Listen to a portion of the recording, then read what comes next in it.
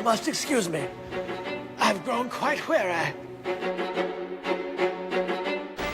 This hasn't been easy, I know. But you've learned a lesson. A lesson in honesty. Honesty to yourself and honesty to others. That lesson will stand you in good stead all your life. I think we've all learned a good lesson. I've always heard that honesty is the best policy. Now I'm catching on to why that's so, and why that's so, and why that's so, and why that's so, and why that's so, and why that's so.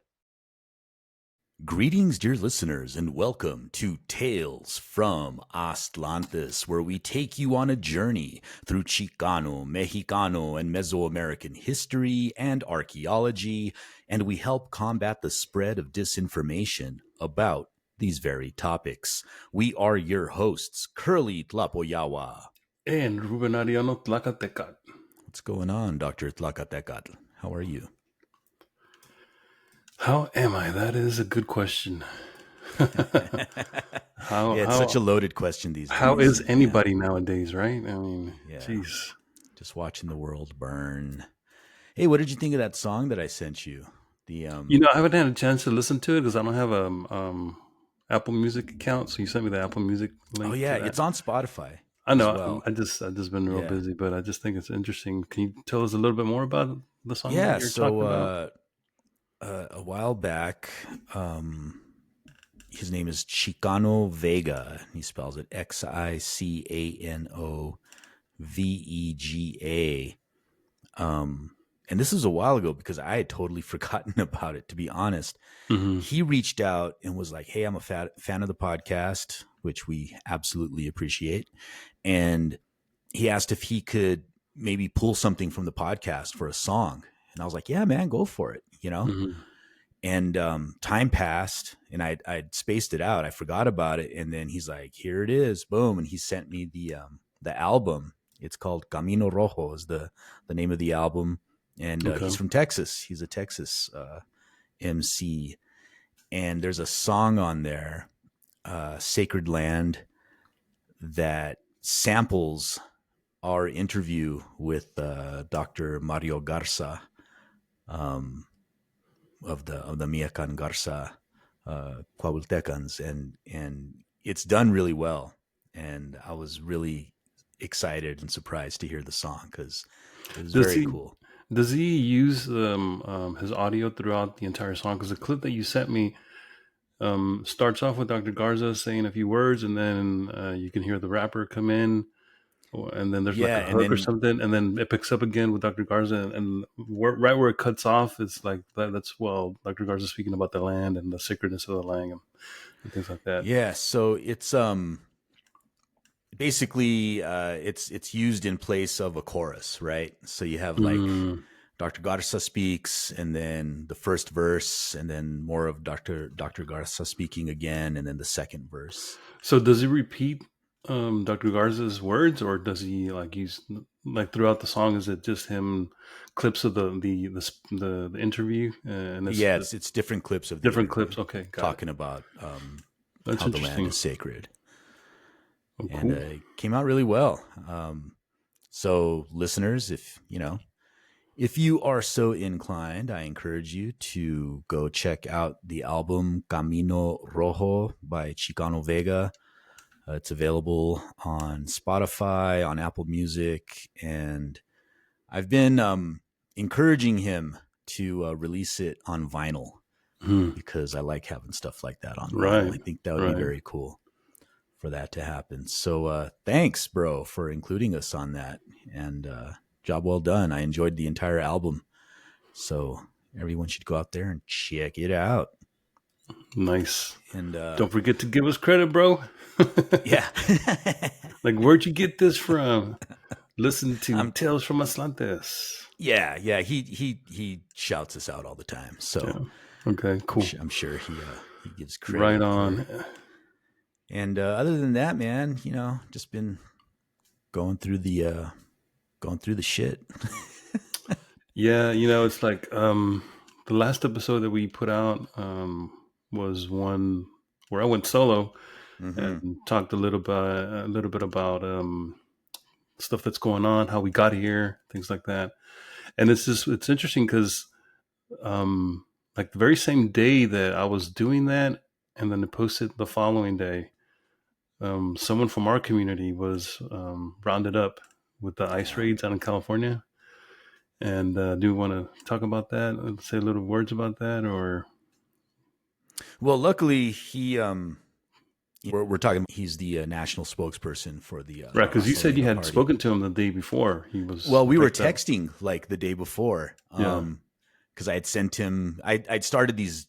Well, I'll get to what I had sent him. But anyway, the point being, we had like messaged back and forth the day before, and then the next day I started getting all these messages like, "Damn, man, he got picked up," and people were freaking out, rightfully so, because nobody knew where the hell he was. Nobody knew where he was being held. His family didn't know how to get a hold of him.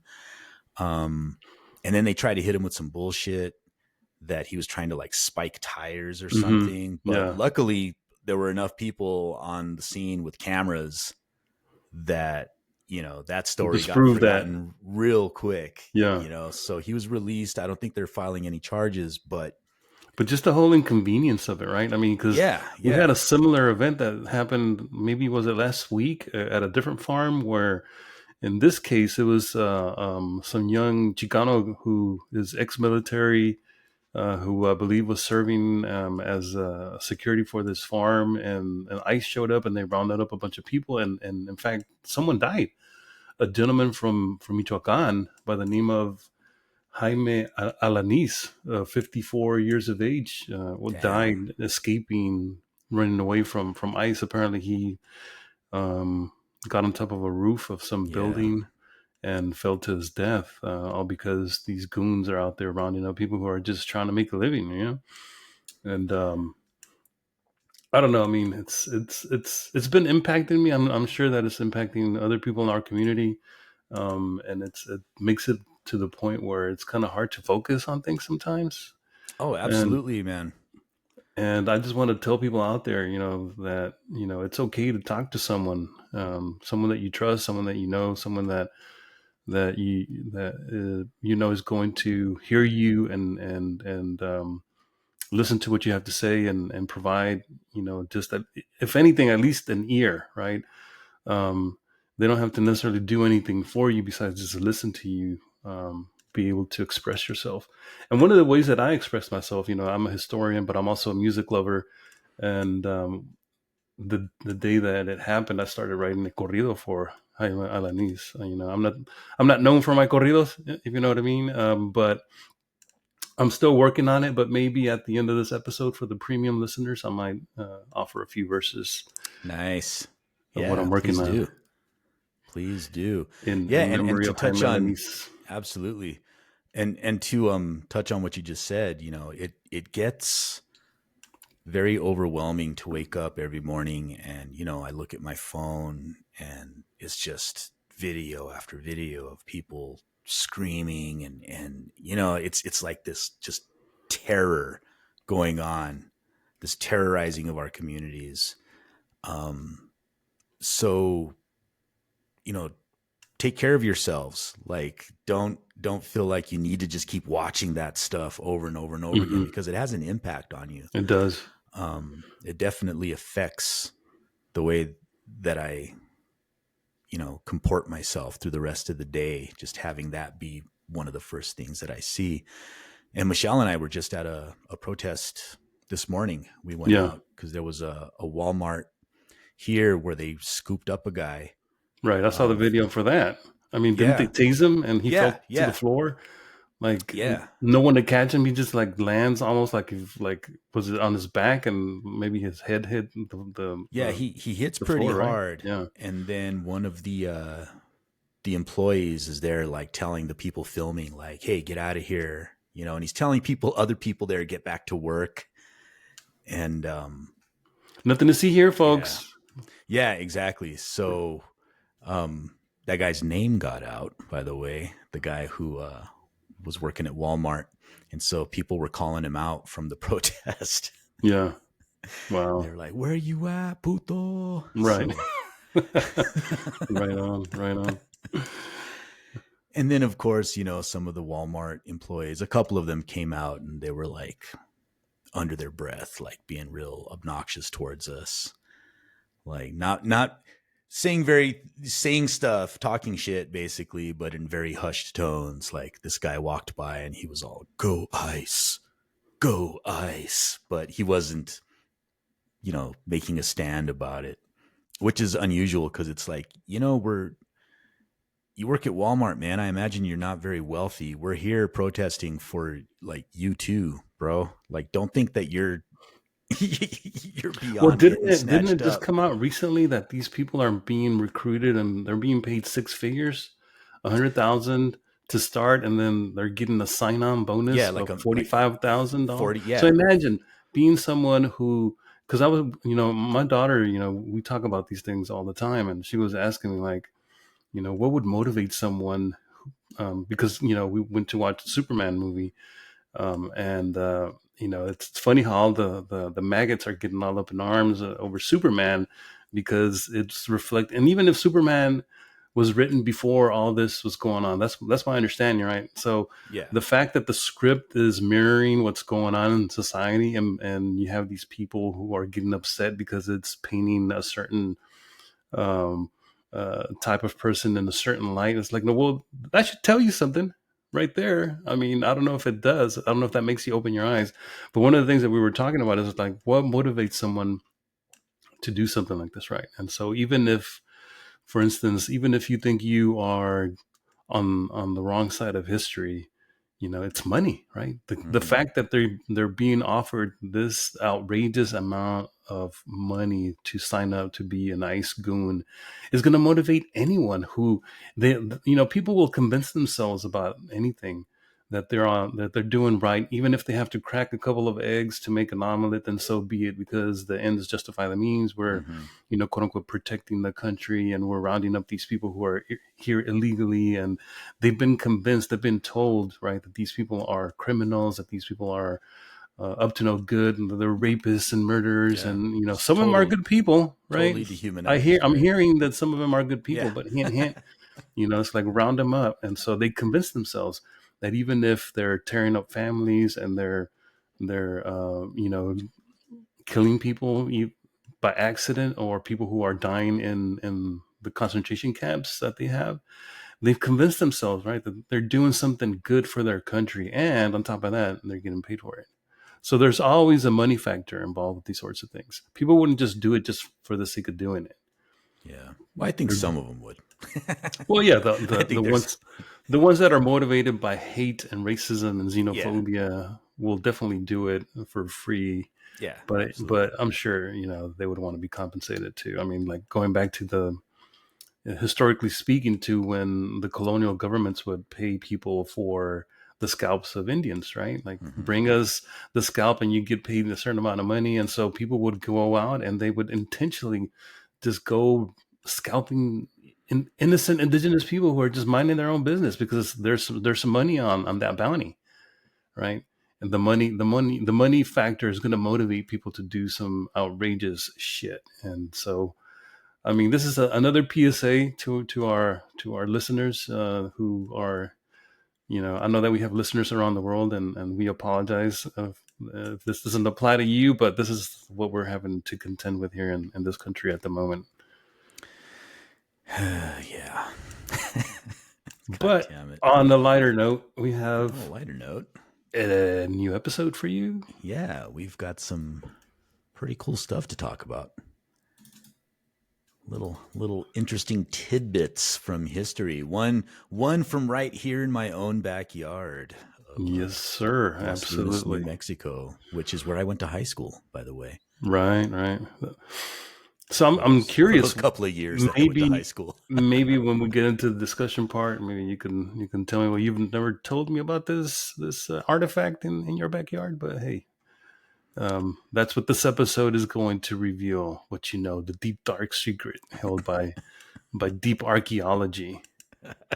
Big archaeology, keeping everything secret.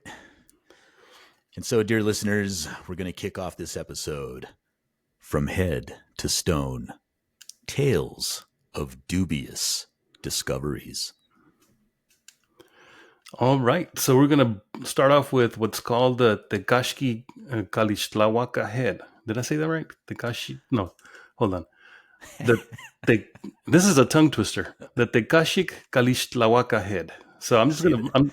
I'm just Say gonna that call three it the times TC. fast. I'm just gonna call it the TC head. Okay, that's a tongue twister. Tecaxic Calixtlahuaca head. Yeah, it's a mouthful. So this is a persistent and intriguing myth that I didn't discover this necessarily. It came up on my feed not that long ago. It was prompted by an article that was recently published in an outfit called thetravel.com, and it was entitled "Did Romans Visit America?" Okay, so this is supposed to be about Romans visiting the Americas, and of course, this is before Columbus. That's how this is framed. So it's a fascinating question, one that the source article kind of explores, and this is something that we're going to sort of dissect here and see what there is, if there's anything to this Tekashkik. There I go again. Tekashik. That's gonna kill me. Tecaxic Calixtlahuaca. So the very idea conjures up fascinating images, doesn't it? Roman legions navigating uncharted waters, galleys reaching distant shores.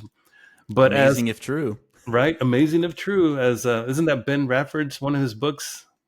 Yeah, I think it No, I is. think it's Big if True. I think that's the name of it, Big if True. But as the travel.com article itself hints at, while, quote, the theory of ancient Romans setting foot on American soil is a pervasive myth, end quote, the evidence, or rather lack thereof, tells a very different story. So let's pump the brakes on the romanticism there for a moment, right? The core of this enduring myth and the central piece of evidence discussed in the article often revolves around a single artifact that Tekashi Calixtlahuaca had. Hey, I got it right this time. Damn, there you go, son. This terracotta head was discovered in Mexico's Toluca Valley, specifically at an ancient Aztec site near Tecaxic Calixtlahuaca, from which it derives its name. And it holds a regional relevance due to its archaeological context. So, discovered in Mexico in 1933, this terracotta head bears a striking resemblance to a Roman sculpture. And for some, that's enough to declare QED, Romans were here. However, as always, the devil is in the details. And in this case, the details are riddled with doubt. As the article points out, this head is the only pre-Cuauhtémoc artifact, quote, to have ever been found with Roman characteristics, end quote. So the striking resemblance to ancient Roman artifacts has certainly sparked much debate about its origins. So let's dissect this. Firstly, it's one head, just one, in the entire vastness of the Americas, with centuries of Roman civilizations back in Europe. We have a single isolated artifact. If the Romans truly established a presence here in the Americas, even if it was a fleeting one, wouldn't we expect to find more? Coins, pottery fragments, remnants of camps, or even just another odd piece of statuary. The article itself highlights this critical point, noting that, quote, no other similar objects have ever been found. The absence of a broader archaeological footprint is a glaring red flag. So, secondly, the origin of the Tecaxic Calixtlahuaca head itself is far from settled. Despite testing, a consensus on the head's origins remains elusive. While some claim it's definitely Roman, or thermoluminescence testing dated it to a broad range of 9th century, roughly between the 9th century BCE to the 13th century CE, leaving its precise age and origin ambiguous. And that's a big, 9th century to 13th century, that's a big difference. And so the travel.com continues. It lays out four main hypotheses regarding the presence of this head in Mexico, acknowledging, quote, a general lack of consensus on the head's origin. So to the credit of this piece, it's not, the title was kind of mystery mongering, but that's the hook, right? That's the way to get you in. And so they provide several hypotheses that we're going to go over here, and we'll see what the travel.com ends up siding with at the end. So the And first hypothesis, go ahead. well, before you get into that, I did want to bring up that we should clarify. It's called the a head, right? And it is, but when you say that it's this a Roman head, like a statue, it conjures up this imagery that it's like a life-size bust of somebody's head, when in reality the artifact itself is very small. Like it could fit in your pocket. It's Oh, like yeah, it's maybe, I'm looking at a photo of it right now next to a scale, and from head to chin it's like 3 centimeters. get out of So here. That's yeah, it. it's like this big. So it's something you could easily just like put in your So pocket and it's walk nothing. away with. If you, yeah, it's not like a massive, because when I first heard about it, I was like, oh Yeah. shit, like the head of a Roman statue. And then Okay. you start looking So at it and I'm like, oh wait, this thing was tiny. so that paints it. I mean, that puts it in a different light altogether. Yeah.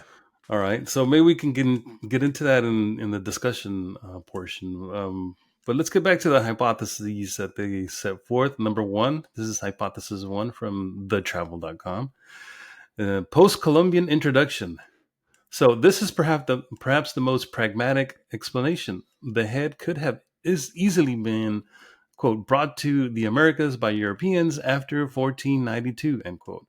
Think about it. European traders, explorers, and other settlers were crisscrossing the Atlantic for centuries after the Roman Empire's decline, often bringing curiosities and personal items with them. This theory doesn't require any fantastical ancient voyages. So that's the first hypothesis. Hypothesis two, a Roman ship blown off course. This is where the romantic imagination takes flight. A A little bit. Roman vessel caught in a storm, pushed across the mighty Atlantic, eventually making landfall in the New World. While theoretically possible for a tiny vessel, consider the state of Roman naval technology. The article wisely questions this, stating that, quote, Roman sailing techniques and ship limitations made it extremely improbable, end quote. Their ships were primarily designed for coastal navigation and the relatively calm waters of the Mediterranean. They lacked the advanced rigging, hull designs, and navigational instruments necessary for a deliberate or even accidental transatlantic crossing. The sheer logistics of sustaining a crew on such an epic, unplanned journey are staggering, especially given the, quote, impossibility of Romans crossing the Atlantic due to their sailing techniques, which favored coastlines over open seas and the limitations of their ships for long voyages, end quote. So that hypothesis is kind of a no-go right off the bat. Yeah, that one's pretty out there. Hypothesis three, Mesoamerican origin. Could indigenous artisans have created something that coincidentally resembles Roman art? It's not entirely out of the question. Artistic styles can sometimes converge, and local traditions might have produced a similar aesthetic, which is, they kind of leave this hypothesis open ended for the reader Mm-hmm. to kind of make their own decision. Well, maybe could it? And, we can talk about that too, since you're more of an expert on that than I am, and maybe you can offer a few thoughts on that hypothesis. And hypothesis four, it's a hoax. This is the most cynical, but unfortunately a not uncommon reality in the world of archaeology. The head could simply be a fabricated artifact planted in a way that suggests it was a genuine find, designed to stir excitement or even to deceive. The circumstances of its discovery decades ago might not meet today's rigorous archaeological standards for provenance and context, which I'm kind of leaning towards that one, but we'll see. We'll take a closer look here in a little bit. And then there's a quote also from the Wikipedia page that Curly was able to find, and this is what it says: according to an informal declaration by Paul Schmidt, an archaeologist at the UNAM, the head was planted in the site by a participating archaeologist, Hugo Moedano, in an attempt to play a practical joke on Jose Garcia Payon, supervisor of the dig. So ding, ding, ding, ding, ding. Hypothesis 4 it is. So the article itself suggests that the most likely explanations are that the head was either made by Mesoamericans or that it's a hoax. And so they're close, right? And frankly, that aligns with a skeptical perspective, which I like. That's what I liked about the article. It had that sort of hook to it. It had that mystery mongering to it. But at the end, even though they kind of leave some of those hypotheses open ended, they kind of lean more towards the probability of it being a hoax, even if they didn't know this anecdote, which you were able to pull from Wikipedia. I'm wondering why they weren't able to do some research and include that. Maybe they felt like it would take away from the story. So the conclusion is further supported by the browsed content, which states that the head being a Mesoamerican creation or a hoax are the most likely scenarios. The burden of proof for extraordinary claims lies with those making them. And when it comes to Romans in America, and this goes for this head or for any other so-called ancient Roman artifact that is found in America, but this is not the only one. I believe there are several out there. The evidence is extraordinarily thin, and it rests almost entirely on a single ambiguously sourced artifact. So whenever you find something that is ambiguous and it's a single source, always question that claim, because if you just have one source making the claim, there's no other evidence to corroborate what they're saying. And so you can't really just take their word for it. It's a claim that's being made. It doesn't necessarily mean that it's true. And furthermore, let's consider the historical context. The Romans were meticulous record keepers, right? Their empire was vast, but their known explorations were primarily focused within their sphere of influence: Europe, North Africa, and the Near East. So even if we didn't have the quote from Wikipedia that tells us that this was a deliberate hoax, even if we had none of that information to go with, we could also eliminate it just by the sheer fact that the Romans themselves were very meticulous record keepers. And if there had ever been any mention of any ships having been sent across the Pillars of Hercules to venture out into the open sea, I think someone would have definitely noted that somewhere. Mm-hmm. And so there's no mention of it in any Roman historical text, any maps or navigational guides of the journey to the lands beyond into the Atlantic. And as the article summarizes, quote, Roman sailing practices and ship capabilities make a Roman voyage to America highly improbable. So just the fact that the Romans didn't have the kind of sailing capabilities that later became the standard during the age of exploration, beginning with the Portuguese, right, who benefited from a lot of the technologies that they inherited from the Middle East and their own explorations and their own discoveries that they made as seafaring peoples. None of this would have happened before the middle of the 15th century, meaning 1440s to 1450s is really when the Portuguese begin to experiment with these navigational techniques, and that's what allows the Portuguese to begin to sail, around the western edge of Africa and eventually make it around the Cape, and they made it as far as India and other places out in what is now the East or Asia, right? And so the Romans didn't have any of that. And so while the idea of Romans in America is a captivating narrative, a critical examination of the evidence leaves us with very little to go on, except we know, right, that the head is basically a hoax. I mean, there's really nothing else to say about it. Other than, I wish we had the people who involved. Do you know, Curly, if they've ever come out and said anything else besides this? All I was able to find was that the people who were allegedly involved with it have passed away. So that,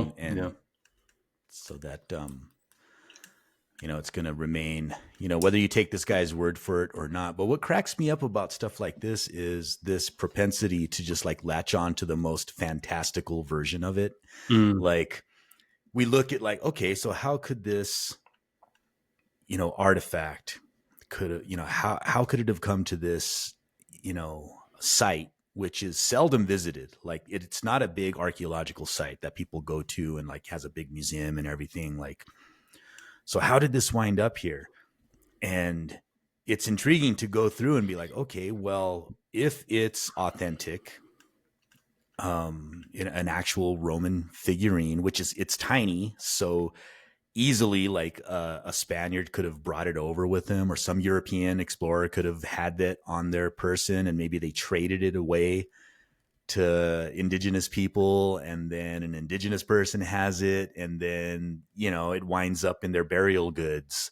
I mean, just that, and I just made that up right now. Like, that's far more plausible than the ancient Romans, because you would think across that the ocean. that if an indigenous person had found this and it would have made its way as a gift to someone of import in indigenous society, it would have been with their belongings. Maybe would have been part of incorporated into their personal sacred objects. You know, that might have been buried with them. You know, if it was something that was deemed even by them, by that society, as being so extraordinary that not that it had necessarily magical powers or anything like that, but that it was just so different that it gave them a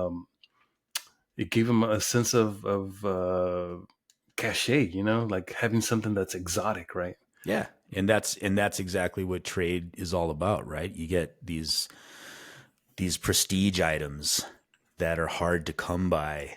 And once you get one in your possession, you hold on to it because it's like, aha, you know, this reflects my standing in this community. I have this really cool thing. No one else has it but me.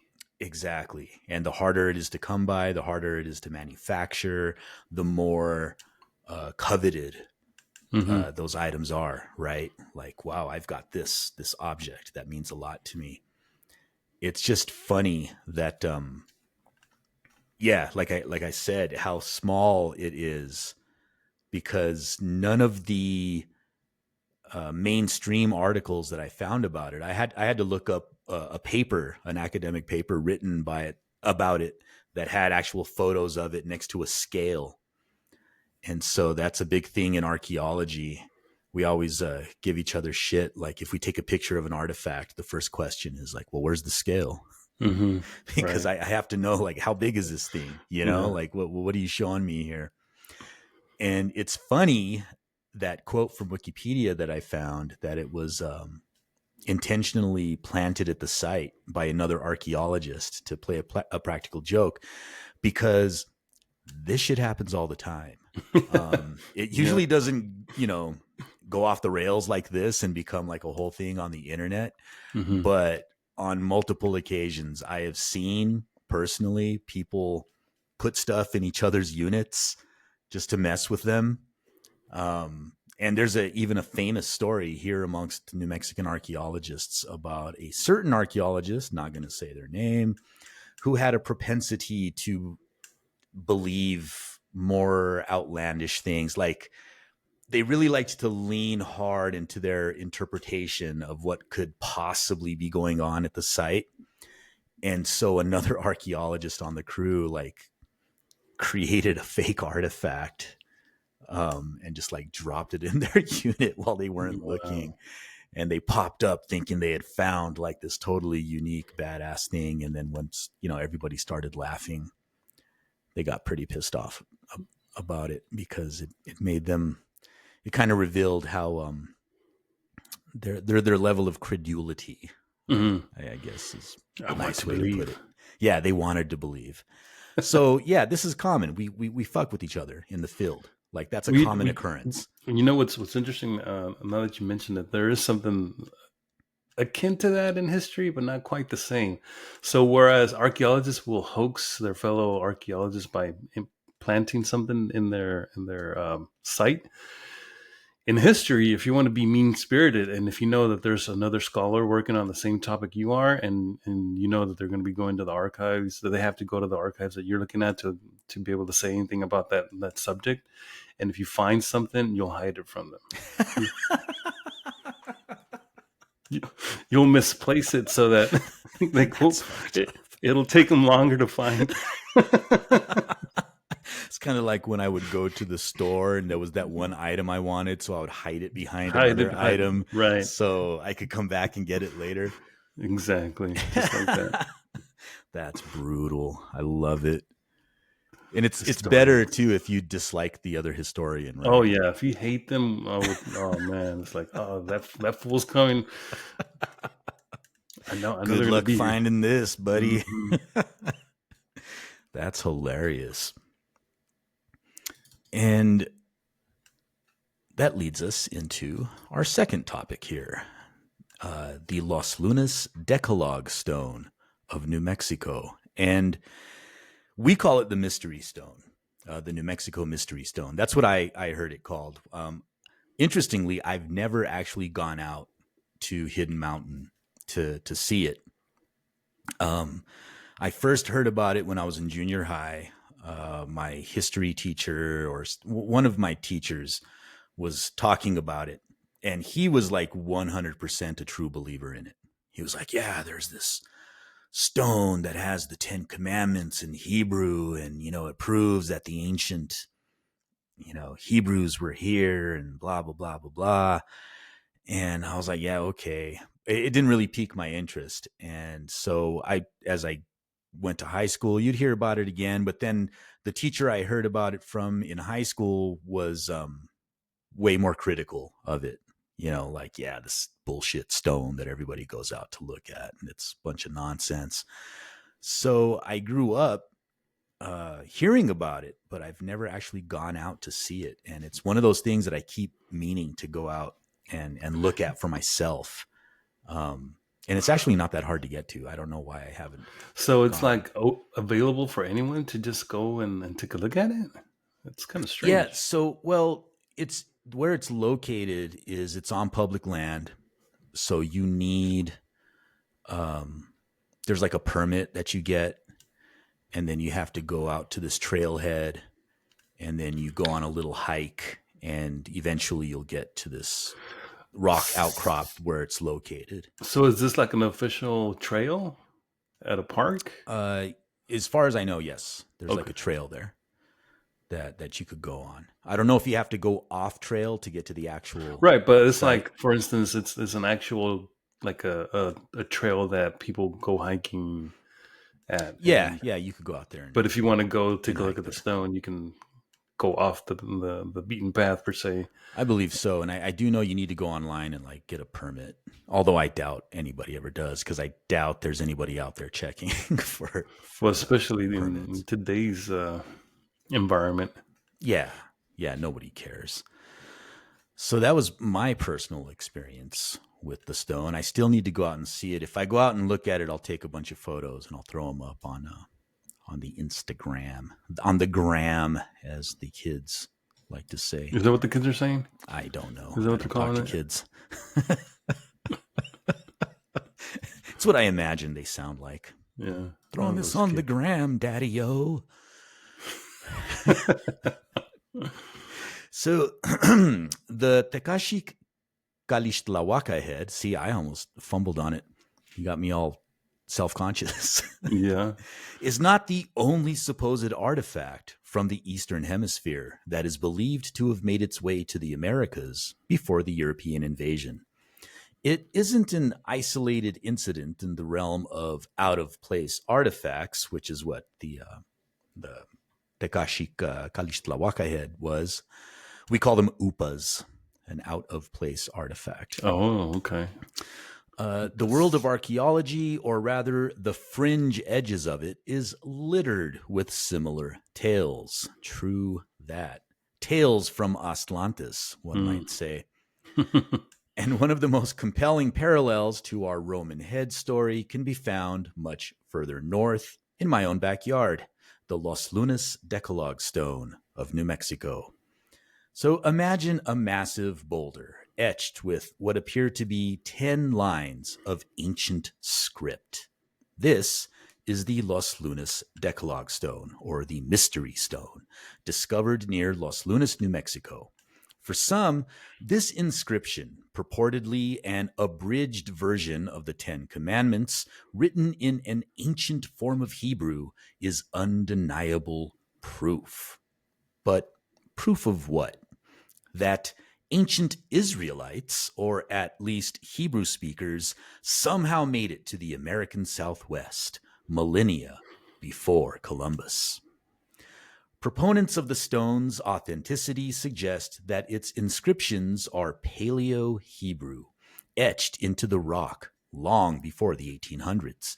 The theory goes that, or the hypothesis goes, that ancient Near Eastern peoples, perhaps even a lost tribe of Israel, traveled all the way to New Mexico and left this remarkable message behind.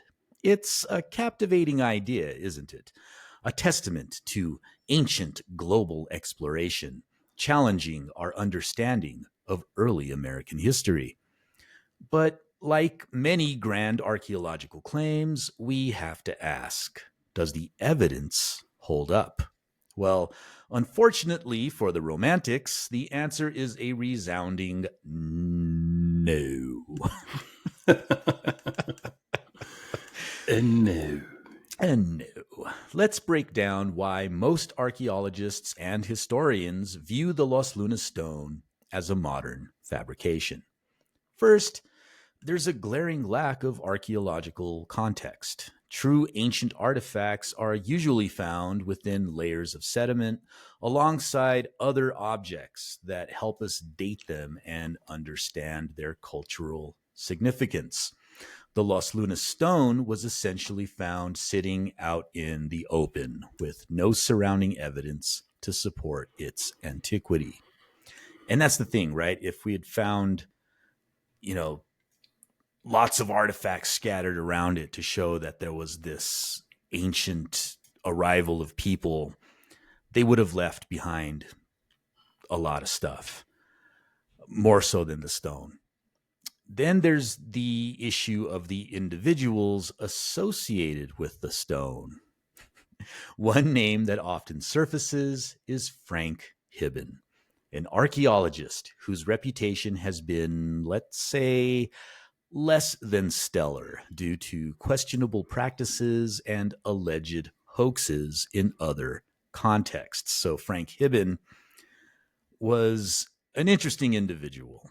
I was actually a Hibben junior, what was it called? Like I had gotten this scholarship to go to field school from the Frank Hibben Foundation. So he was like a very wealthy individual who left a very large endowment to the University of New Mexico. So, people are a little hesitant to criticize his legacy too much because there's a lot of money involved. In fact, at UNM, where a lot of my classes was directly next to the Hibben Center, which is where a lot of lectures and presentations take place. I thought you were going to tell me that you were kind of like a Swiftie for Hibben. So Hibben. Yeah. I'm a Hibby. Hibby? Is it Hibby? A Swiftie for Hibben. Swiftie.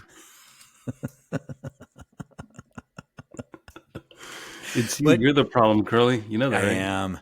He's most famously known around these parts for the alleged discovery of the Sandia Man, which there's Sandia Cave up in the Sandia Mountains, and he allegedly found proof of an ancient person up there that he named the Sandia Man, and it turned out that it was just all nonsense.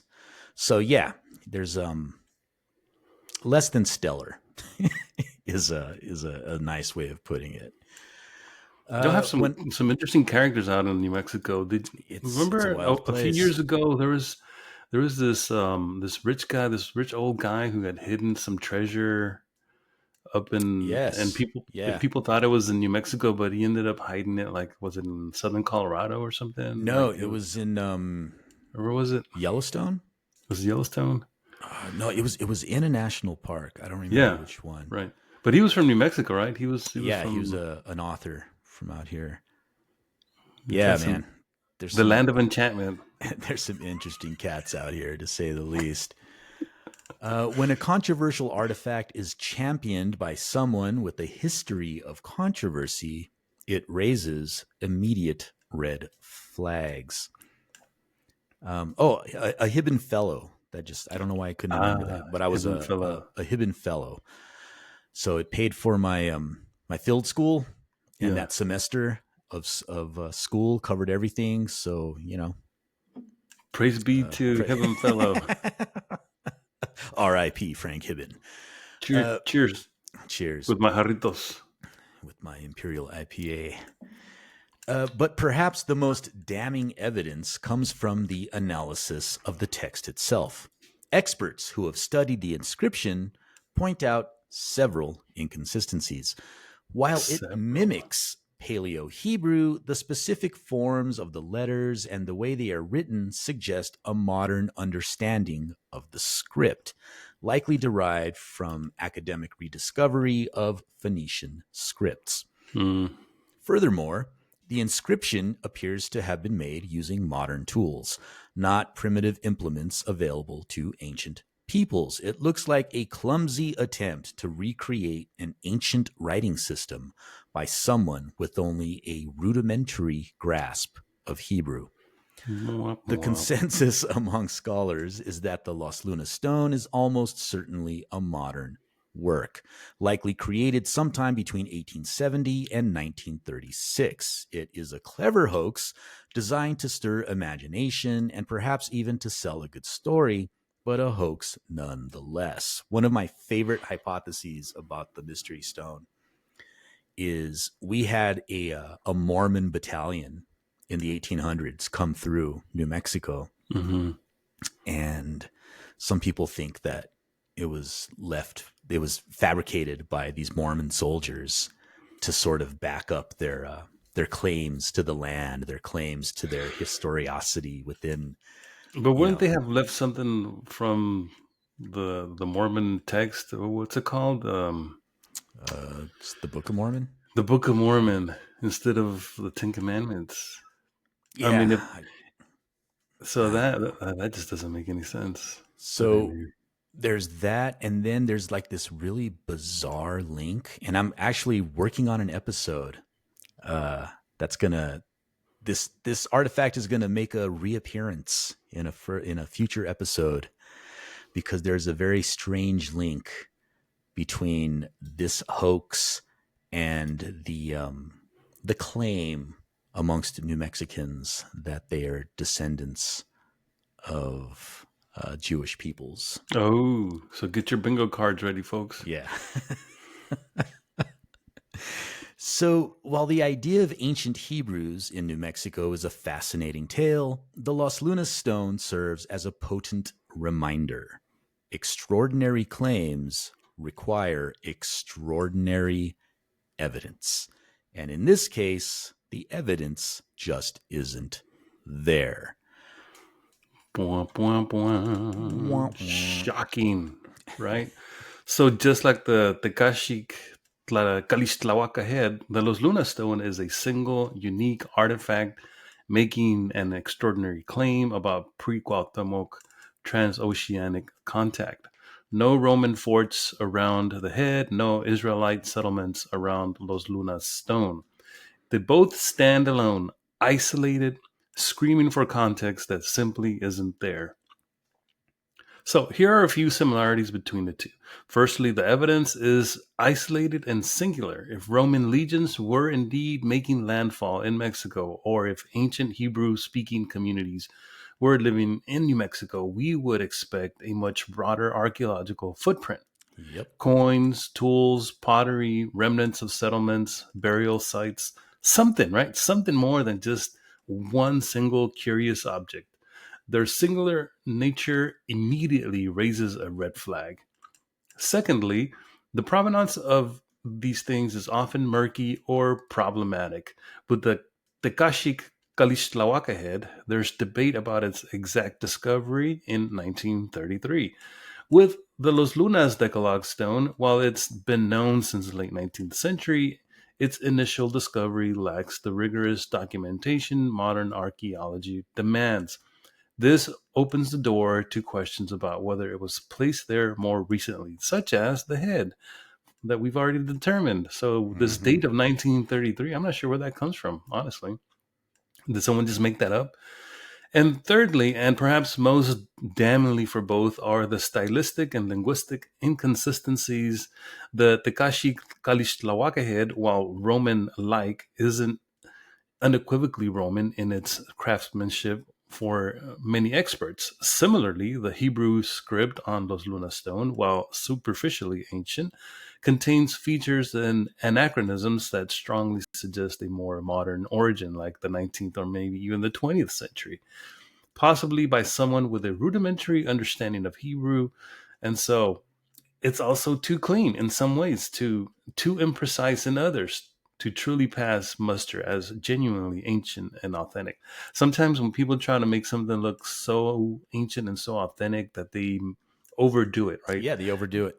They overdo it. And so you can tell someone who's an expert and who's seen things in situ when they've been discovered will know the difference between something that is authentically ancient and something that has been overdone to seem authentically ancient. Oh, So man. both the Roman head and the Decalogue stone are fascinating, no doubt. I mean, if you're into mystery mongering and finding things that are and discovering stuff that what if this and what if that, sure, they spark the imagination and they fuel captivating narratives. But when subjected to the light of skeptical inquiry and rigorous archaeological standards, they crumble like little cookies. They serve as potent reminders that a single intriguing object, especially one lacking corroborating evidence and exhibiting internal inconsistencies, is rarely enough to rewrite centuries of established history and archaeological evidence. They are cautionary tales, not confirmed discoveries. So, Exactly. I don't know. I mean, So any thoughts? Any further thoughts and comments on both the head and the stone? yeah, so I wanted to I don't know if you know who Carl Fagans is. He's an Mm-hmm. archaeologist. Yeah. So he did an article a while back in 2022 about the mystery stone. Okay. And so he has some good information here on how to go see it if anybody's interesting. Oh, okay. He says it's approximately 36 miles south of Albuquerque, just off historic Route 66, at the northeast edge of a volcanic remnant called Hidden Mountain. The site is on New Mexico state property, and anyone that wants to visit needs a recreational access permit. It costs about $35, so it's going to set you back a little to go look at the I hoax. wonder if the hoax was done by the state of New Mexico to generate some money. Oh man, here's one something that's funny in Carl Fagan's article. He talks about Frank Hibben, and he says a professor of archaeology from the University of New Mexico was the first to make the stone public. Hibben is something of a controversy at UNM and is used as an example in classes on how not to do archaeology. And I can attest to that because That's what they told you. yeah, when they bring up Frank Hibben in class, it's like, so this is how you don't want to do it. Don't do it like this, kids. Don't do this at home. Yeah.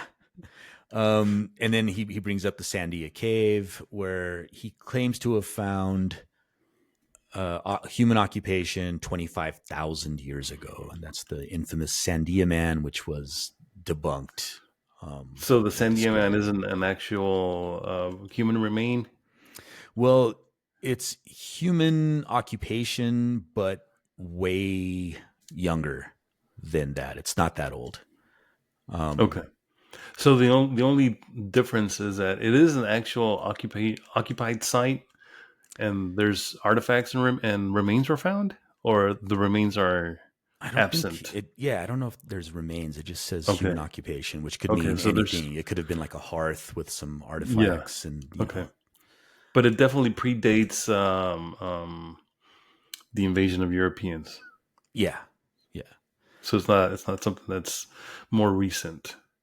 Yeah. It's not something that Hibben like made up whole cloth. He just found something and then exaggerated. Or because it could have been like an old campsite for, within the last couple hundred years, right?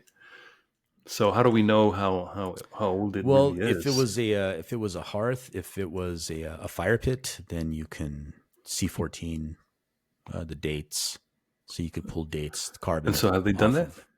I don't know how they dated it, but Okay. it says it was discredited by Haynes and Agogino, who concluded the points found in the cave So they were projectile points. So Okay. definitely less than 14,000 years old. Or were these Clovis points? It does not say. But I do mean, you think would it have 14. been They wouldn't have Clovis? been Clovis. Clovis is older than that. What comes after Well, Clovis? no. That would be about right. After Clovis is Folsom. Folsom. That's right. Folsom. Folsom Prison Blues. Mm. So yeah, when you look at the images of the Mystery Stone, so it's like 9 lines of text. It's been vandalized. I thought it was 10. Because it's supposed to be the Decalogue, right? Decalogue is 10. 3, 4. No, you're right. 10 lines of text. 10 Commandments. It was vandalized in 2006 because nobody could fucking leave anything alone. I mean, even if it's a hoax, like just leave it alone. You know, like it's worth. You could still learn something from it, like in terms of like faking history and the ideologies that. So when you say it present was these vandalized, things. like what did they do to it? I think they just etched. They probably wrote their names in it or something. Oh, okay. It's usually how people. So what kind of stone is this? It's probably basalt. Basalt. I mean, that's what I was thinking. It's basalt. Yeah, I mean it's a volcanic outcrop, so Yeah. Basalt. It's like So 80 the stone. tons. Yeah, a large basalt boulder of perhaps 80 tons. So the stone was there, and then someone went and etched this fake Phoenician text on the stone. It's not like someone rolled the stone or brought a stone into that was fabricated somewhere from else, another place. Yeah, right? yeah, And then nobody brought moved it there. in. That'd be really hard. Yeah. But yeah, so there's a lot of different ideas about where it came from and who did it. We'll never really know for sure unless somebody has a smoking gun documentation. So no one's ever come out to claim it. No. The Merry Pranksters of New Mexico or something. Yeah. And one of the first things I read, and I wish I still had this paper, I couldn't find it. I was looking for it. Somebody describes the style of the writing, and they're talking about how it looks like somebody got it from like a really bad tourist book, like this fake proto, what are they calling it? Proto Hebrew, or like this ancient Phoenician mix, and that somebody without a lot of skills probably was looking through this old pamphlet of examples of ancient writing and just kind of cobbled something together. The Phoenicians were Semitic peoples, right? You know what? I don't know. I think they were. I'm not a Phoeniciologist or whatever they call it. I mean, because that's the only reason. That's the only reason that it would make sense that you would find the so-called Ten Commandments in Phoenician text, is if, because I believe the Phoenicians were a branch of Semitic peoples that weren't necessarily Hebrews or Israelites, like, because the Semitic peoples have different branches, right? And the Phoenicians, I think, were one of those branches, if I'm not mistaken. I could be wrong, people. Don't quote me on that, but I believe, if memory serves, I think the Phoenicians were a branch of Semitic peoples. Well, my friend, I happen to have a little book in my possession. Oh, a little book here called "The Meaning of the New Mexico Mystery Stone" by Dixie L. Perkins. And this was published by Sun Publishing Company of Albuquerque, New Mexico. The prestigious Sun Publishing Company of Albuquerque. This is the first printing, 1979. I don't think Sun Publishing is around anymore.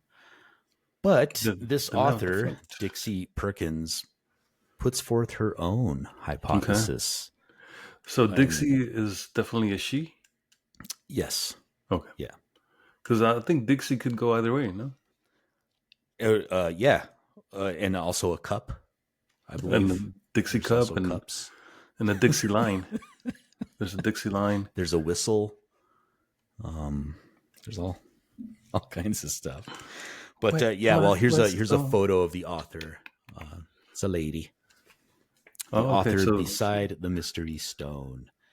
And I'll I'm gonna read something from this. I want to elucidate to the audience Dixie's hypothesis of what the stone actually says, because she claims it's not even the Ten Commandments. okay. And it So has it's its 10 own. lines of old Phoenician text that could be anything, and it just happens to be 10. Nothing to Well, do with the 10 Commandments, folks. and this is from her introduction. The purpose of this book is to release a story that has been confined to stone for centuries. Ooh. This significant communication was carved upon the Los Lunas, New Mexico inscription rock, or mystery stone. People were aware of the inscription when New Mexico became a territory in 1850, but no one could read it. Bum, bum, bum. And You illiterate bums. she goes in and she And she can read translates it? it for us. Oh, wow. A very fascinating story. And if She's like to hear it, she's a veritable Zechariah Sitchin, huh? But for Phoenician. Phoenicians. So, dear listeners, if you are interested in this, it's going to be featured in our extended premium content for this episode. If you are not a premium member, then I ask that you consider becoming a premium member for $5 a month. You get access to extended content of the episodes. You get access to our Discord server where we have awesome discussions with other like-minded individuals, and you get some other cool. Oh, and you also get ad-free episodes. So if you're sick of hearing ads while you listen to us, you get ad-free episodes. So that's one of the And other you can perks. also suggest episode content as well. Yeah, you can. Several episodes we've done have been suggestions by some of the Discord participants. Our Patreon supporters. Our Patreon supporters. So, But before we go to the premium, I did want to comment on your shirt. That's not one of the new ones you got that you added to the shop, right? That's something else. No, this one, a friend of mine made. He goes by Prophet. And He's a Chicano breakdancer, and so this is. Let me see the rest of it. The mic's kind of blocking most of it. So it's. Let me guess. Is that Tlaloc? It's Mictlantecutli. Oh, Mictlantecutli. But he's rocking. Oh, because of the flint. That's right. Yeah. And so he's breakdancing or something. Yeah, he's popping or locking. I'm not sure. Popping that collar, popping and locking. But yeah, he made these shirts, and I scooped some up because I think they're dope. Nice. Like supporting Chicano businesses. Well, speaking of supporting, I'm wearing a T-shirt that says "Los Jornaleros del Norte" at the top in bright red letters, and in the middle it has a sight scope, like a target. And in that sight, you see the silhouette of two day laborers. One of them's got its hand up, like signaling that, hey, I'm ready to work. Mm-hmm. But the rest of the shirt that you can't see says, can you read that? Fear of a brown country. Fear of a brown country, brother. Absolutely. And so I got this, believe it or not, about 5 years ago during the first felon's presidency from organization called it goes by NDLON, National Day Labor Organizing Network, and I believe they're out of California, but they have chapters throughout various cities around the country.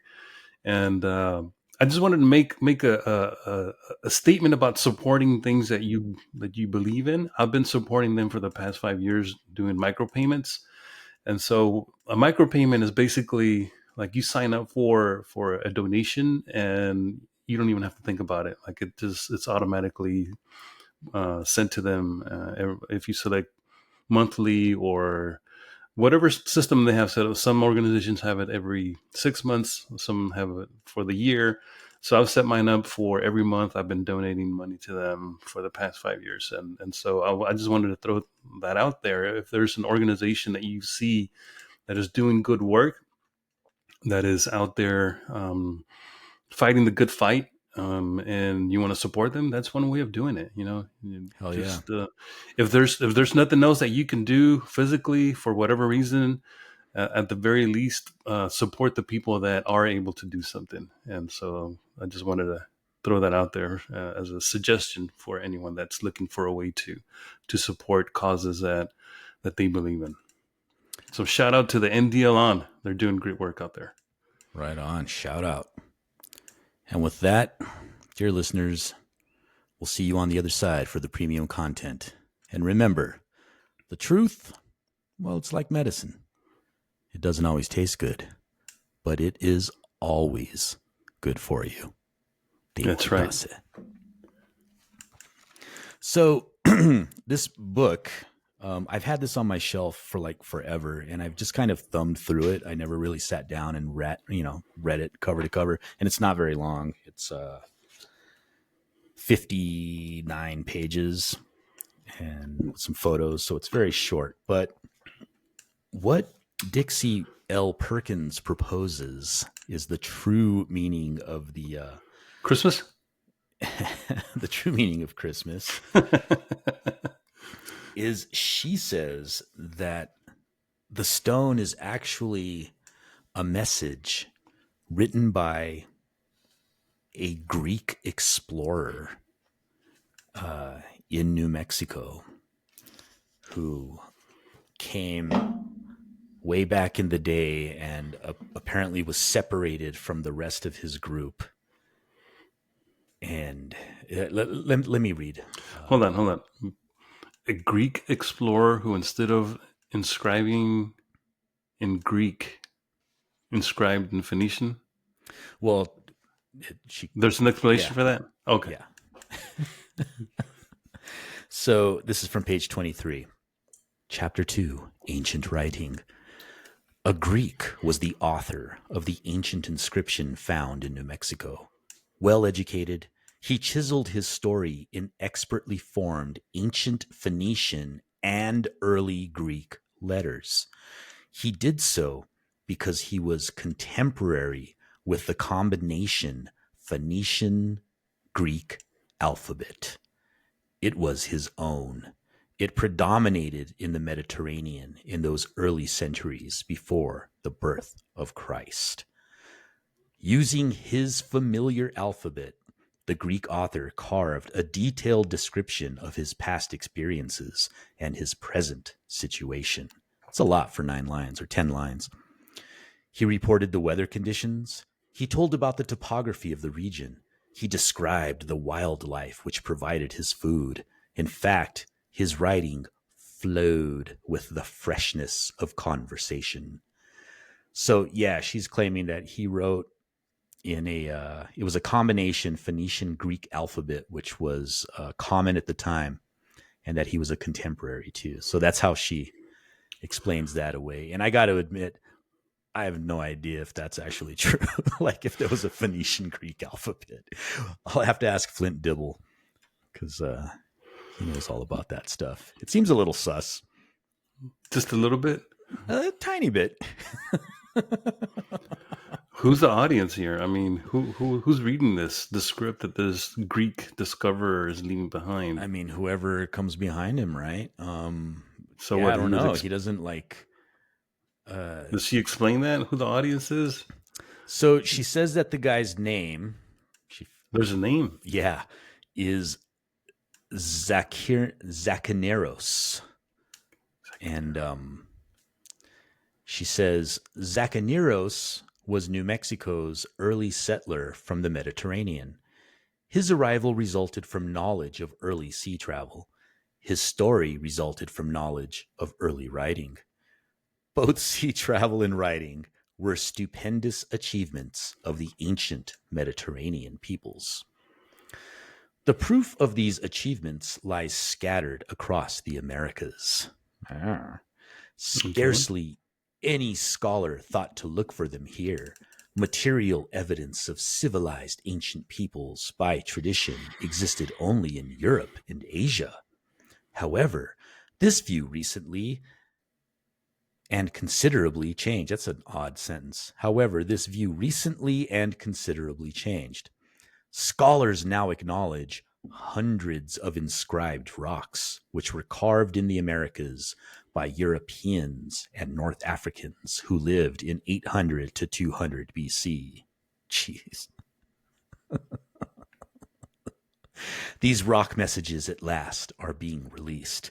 So she peddles heavily in pseudo history and pseudo. How did he get to New Mexico? Right. And of all the places to inscribe, it's New Mexico, not off of the coast somewhere. I mean, where's that narrative? Hey, we're pretty far inland, right? I mean, we're not near any coasts. What? So it's pretty odd.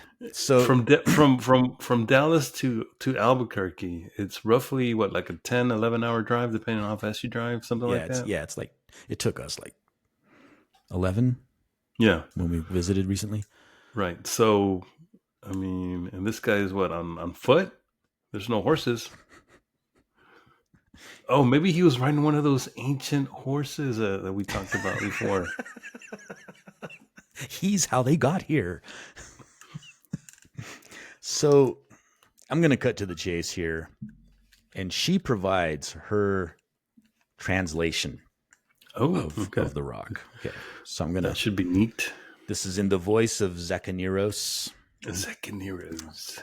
And I'm going to read to you, my friend, Dixie L. Perkins, her translation of the Los Lunas Mystery Rock. All right. I have come to this point or place to stay or remain. The other one or another met with an untimely death 1 year ago. So apparently he's been here for a while. And there was another one. Yeah. Dishonored, insulted, and stripped of flesh. The men thought him to be an object of care, whom I looked after, considered crazed, wandering in mind, to be tossed about as if in a wind, to perish, streamed with blood. On Samos I was respected and honored, of blessed lot or fortune, with a body of slaves, and so many olive trees, also, and I set or planted them, a peg to hang anything upon. Men punished me with exile to exact retribution for a debt. Meanwhile, I remain or stay a hare or rabbit. I, Zacaniros, just as or just like a soothsayer or prophet, out of reach of mortal man. I am fling and am very afraid. I am dross, scum, refuse, just as or just like on board ship, a soft effeminate sailor or seaman is flayed with an animal's hide, or all who speak incorrectly or offensively are lashed or beaten with the cane. But after a little or a very short time, the hurtful and destructive ones may be sated or satisfied at an unseasonable time. I remain or stay to protect or guard from the wet, rainy south or southwest winds, the hollow or the ravine. Very much harvest or ripe fruits or crop is gathered in. Very much, he says very much a lot, is in the wood, dell, and glen. Very much, or many bags of young deer. Very much, or many bands or hides with delicate with delicate luxuriant hair by the channel of a river swift flowing. Very much is given by the gods, the best or choicest kind of gift, to call upon the gods, for again and again at the unseasonable time I become hollow or gaunt from hunger. So all that's the text from the stone? Yeah. That's Wow. what she says. Oh, man. That's and so apparently he was there with somebody else who died like a year earlier, and he had been banished because he owed a debt. Um, To who? hey, well, I mean, he doesn't say. We got to find the next rock. So wait, so Zacaniros wrote Yeah, basically his life story on a bunch of rocks throughout New Mexico. We need to find the rest of it. right. We need these. So before her translation, she gives a little bit of explanation, and she should. It's weird that she did it that way. She should have provided the translation and then did her examination of the text, because in chapter 5 she says, "I have come up to this point or place to stay," Zacchaeus declared at the beginning of his inscription. "The other one," he wrote, "met with an untimely death a year ago. Dishonored, insulted, he was stripped of flesh." Zacchaeus explained further, "The men thought him to be an object of care, whom I looked after, considered to be crazed." Apparently, Zacchaeus had taken care of a companion. The event happened a year before he reached the haven of Hidden Mountain and carved his story. The two were members of a group of men.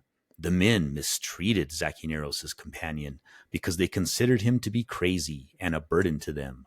Barbarically, they flogged or whipped him to death. There is a strong possibility Zacchaeus and his companion were slaves or in bondage to some of the other men.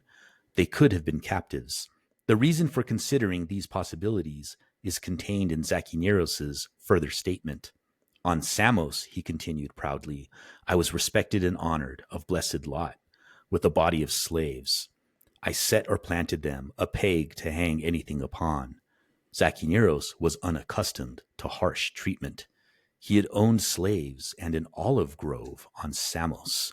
He believed his olive trees were a peg to hang anything on, or in other words, economic security. So she does this in-depth, she draws a lot out of those few lines of text.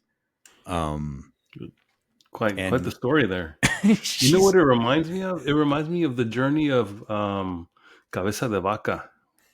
Yeah, in some Because ways, right? he was shipwrecked, and then him and he and his compatriots at one point were enslaved by certain tribes. They were traded. Some escaped. Then they were treated well by other tribes, and even by his own account, like Cabeza de Vaca says, that he became almost like a medicine man to some people, because again, as we talked about before, the exoticness of who, being a light skinned individual, he was different, so maybe some people might have imbued him with some kind of magical powers or what have you. And so the fact that he had his own customs and he would pray in Spanish or whatever, Latin maybe, who knows. And so it's very reminiscent, like I'm wondering if she drew from the Cabeza. She was inspired from that story. I wouldn't be surprised, because she elaborates quite a bit for someone who only has like 10 lines of text. Exactly. Like, where's all this backstory coming from? She should have written a novel. I mean, instead of like, what's the allure of, hey, I have this idea for a story, because that might have been a good novel, right? Yeah, like right. Like a pseudo historical novel. Yeah, just a shipwrecked Greek guy who finds his way in New Mexico and has all these adventures. Ends up in New Mexico, yeah. And he writes, his story on a stone and whatever. Or he had several stones, but that's the only one that survived, right? Like, like explain what happened to the rest of the stones. Yep. But she did a lot for the what it sounds like. The little bit that she had. So I thought our audience would enjoy a little more in-depth look at this alternative view of the alternative view of the Los Lunas mysteries. There's a lot of alternatives there. Man, there's some mental gymnastics that you have to go through. Lots of gymnastics to come up with this stuff. Well, it's good talking to you, man. It's a good episode. I quite enjoyed it. Well, let me say a few verses of my corrido that I'm working on. Yeah, hell yeah. So, I don't have a creative title. Corrido de Jaime Alaniz is what I'm calling this. And this is how it starts. En el valle de Ventura, donde el sol quema la piel, una verdad dolorosa hoy las vengo a cantar. De un valiente campesino que su honor fue su cuartel, y por mano del tirano su vida fue a terminar.